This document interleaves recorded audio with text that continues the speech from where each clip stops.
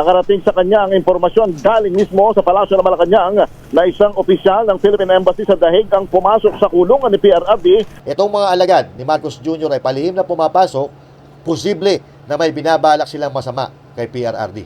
Isa sa mga bagay na pwede nilang gawin kay PRRD ay pwede nilang lasunin, pwede nilang sakalin, pwede nilang takpan ng unan, pwede nilang turukan ng mga... At eto lang nga mga kababayan, Master Judea, nagbabalik na naman. Kumusta po kayo? Ayan, oo.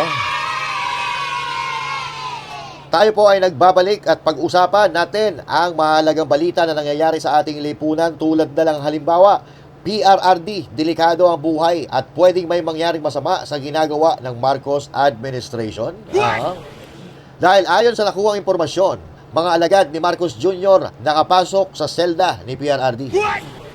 At ano nga ba ang magiging implikasyon sa ginagawa nilang ito sa kaligtasan ng magaling na Pangulo? At dahil dito, mga kababayan, may banta si BP Sara na mananagot kayo kapag may nangyaring masama dyan sa tatay niya. Pag-usapan po natin yan, mga kababayan, pagkatapos lang po nito. Para lagi kang updated. Ako nga pala si Bidaya ng mga oposisyon sa kasalukuyan ko. At sabi nga, galit na galit ang mga dapungan ang Pangulong Duterte. Kung hindi ka pa nakakapag-subscribe, i-subscribe mo na yan! At syempre, magandang araw Luzon, Visayas, Mindanao at sa mga kababayan nating OFW, mga immigrants sa iba't ibang panig na mundo. Magandang araw po sa inyo lahat, Master Judea, nagbabalik at pag-usapan na po natin ang may init na balita na nangyayari sa ating bansa. Kanina po ay naglabas ng statement ang tanggapan ng pangalawang Pangulo ukol sa di umano'y natanggap nilang impormasyon na di umano'y may palihim na bumibisita sa selda ng dating Pangulo na walang basbas ng kanilang pamilya. Delikado po ito mga kababayan dahil alam naman po natin kung sino ang dahilan kung bakit nasa loob siya ng pitan dyan sa Netherlands. Ika nga ni John Vic Rimulya, ito daw ay group effort na siguro ay may partisipasyon ang mga kaliwang grupo na dinurog na ang administrasyon ni Pangulong Duterte noong siya ay nakaupo. So hindi natin alam kung ano ang magiging posibleng mangyari dahil alam naman natin na matindi ang galit ng kasalukuyang administrasyon kay Pangulong Duterte dahil sa pagsisiwalat ng dating Pangulo sa kanilang mga kabulastugan. Pakinggan po natin ang detalye ng balitang yan. Ng report mula kay RH7, Henry Uri. Henry. Sister El, lakay pumalag si Vice President Sara Duterte sa pagpasok ng isang embassy official sa detention facility ni dating Pangulong Rodrigo Duterte. Ayon sa pangalawang Pangulo, nakarating sa kanya ang impormasyon galing mismo sa Palasyo ng Malacanang na isang opisyal ng Philippine Embassy sa Dahig ang pumasok sa kulungan ni PRRD para sa tinatawag na welfare check.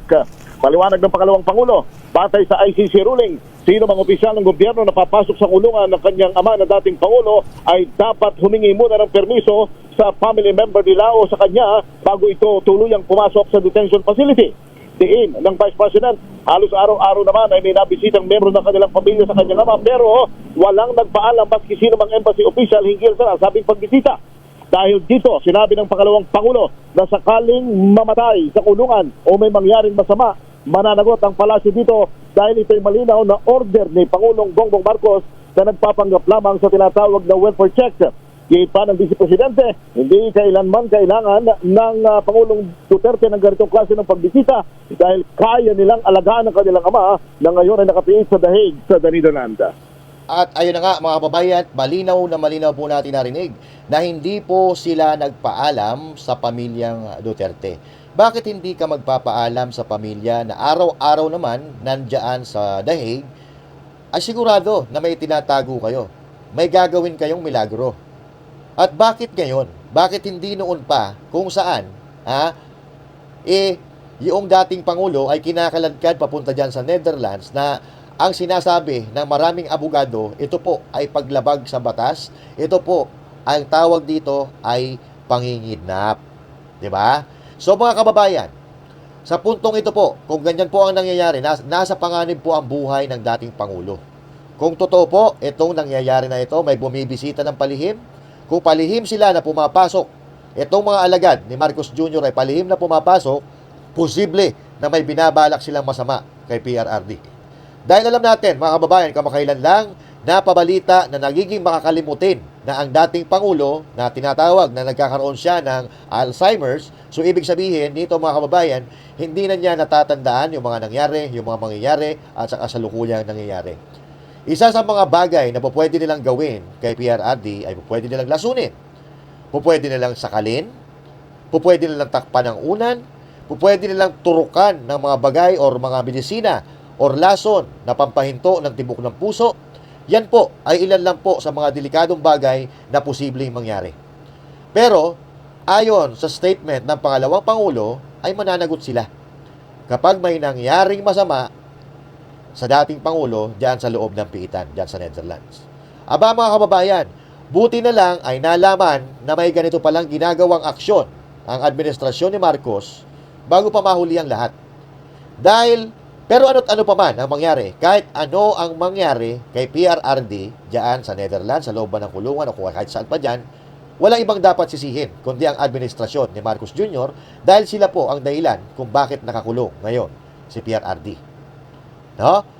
So kung may mangyari man po na masama kay PRRD, walang ibang pagbibintangan kundi ang mga personalidad na may kinalaman o nagpadukot sa kanya, lalo na itong si Marcos Jr. Dahil siya ang presidente. Hindi mangyayari ang lahat ng ito kung walang basbas ng presidente. At may pahabol pa ang pangalawang Pangulo. Ayon kay VP Sara Duterte, Marcos Jr., makinig ka. Hindi kailangan ng pamilyang Duterte o ni President Duterte ang tulong ng kasalukuyang gobyerno. Huwag kayong magpakahipokrito. Kaya daw nilang halagaan si PRRD, huwag na kayong mag-abala. Ha? Ayon kay VP Sara Duterte yan ha, hindi nila kailangan ng presensya ninyo. Ha? Dahil alam na ng mga Pilipino, lalo na ng pamilyang Duterte, ang ligaw at ikot ng mga bitukan ninyo. 'Di ba? So, kasi maya-maya baka may mga marinig na naman tayo dyan na ginagawa nila yon para kumustahin ang kalagayan ng dating Pangulo. Putang ina, huwag kayong magpakahipokrito. Ha? Ha? Dahil kaya siya andon dahil ipinakidnap ninyo. Ang sabihin nyo, may binabala kayong hindi maganda. Ha? Pero huwag kayong magkakamali dahil kapag may nangyaring hindi maganda kay Pangulong Duterte, naku po, maganda-handa na kayo. Oo. So, dito mga kababayan, malinaw na malinaw, doon pa lang, sa parte na hindi sila nagpaalam sa pamilya ni Pangulong Duterte, there's something wrong. Something's fishy. Mayroon sila talaga ang binabalak na masama. So, tigilan nyo na yan. Hindi namin kayo kailangan. Hindi kayo kailangan ng mga Duterte. At lalong hindi na kayo kailangan ng mga Pilipino Dahil 3 taon na kayo dyan, puro pahirap sa mga Pilipino ang ginagawa ninyo. Pero, on the positive side naman mga kababayan, iniisip ko, on the positive side, baka nakapag-isip-isip ang administrasyon ni Marcos at gusto talagang nila tingnan ang kalagayan ni Pangulong Duterte at kung nahihirapan si Pangulong Duterte, baka palabasin nila. Pero, kapag binabalikan ko naman ng mga sinasabi ng mga Duterte, si Pulong Duterte, Basti Duterte, VP Sara Duterte, na itong lahat ay palabas lang, medyo bumabalik tayo sa bumabalik tayo dun sa basic. Dahil totoo naman yung sinasabi ng mga Duterte. Lahat ng sinasabi nito ni Marcos Jr., kabaliktaran ang nangyayari. 'Di ba? So tulad halimbawa, pag pinapasok daw natin, nung siya ay nangangampanya, pag pinapasok daw natin ang Amerika sa ating bansa, that's a recipe for disaster. Pero ano nangyari? Imbes na hindi papasukin ng mga Amerikano sa bansa, ang ginawa niya, nagdagdag pa siya ng EDCA. So yan po ay ilan lamang sa napakaraming kasinungalingan ni Bongbong Marcos Jr. na ngayon, hirap na siyang ipagtanggol ng kanyang aso na si Claire Castro. Kasi pagka ganyang presidente, ganyang personalidad, napakahirap niya ipagtanggol, mga kababayan. 'Di ba? So now, kapag may nangyaring masama kay Pangulong Duterte, alam na. Buti na lang, nalaman ni VP Sara ito, dahil baka mamaya rin na pala kay President Duterte sa loob, wala tayong kamalay-malay at malalaman na lang natin, pantay na ang kanyang mga paa. Pero wag naman sana, mga kababayan. Okay? So, dito, wala tayong maisip na dahilan kung bakit pumupunta ang mga alagad ni Marcos doon sa selda ni Pangulong Duterte.